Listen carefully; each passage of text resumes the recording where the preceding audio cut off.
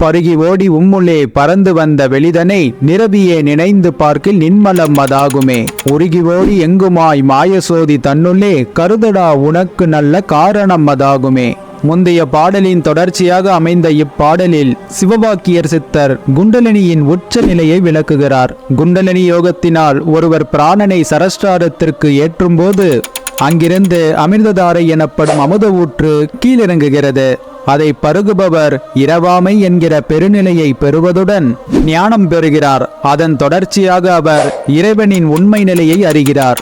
வெட்டவெளி எனப்படும் பரவுணர்வு தோன்றி அவருள் புகுந்து தன்னை ஜோதியாக வெளிப்படுத்திக் கொள்கிறது. அது தனது குற்றமற்ற நிலையை காட்டுகிறது. அதுவே அனைத்திற்கும் காரணமான பரம்பொருள் என்பதையும் இறுதியில் அந்த யோகியானவர் உணர்ந்து கொள்கிறார். இதைதான் சிவவாக்கியர் இங்கே எவ்வாறு பரம்பொருள் நம்முள் ஊறி தன்னை ஜோதி வடிவில் வெளிப்படுத்துகிறது என்பதை விளக்குகிறார்.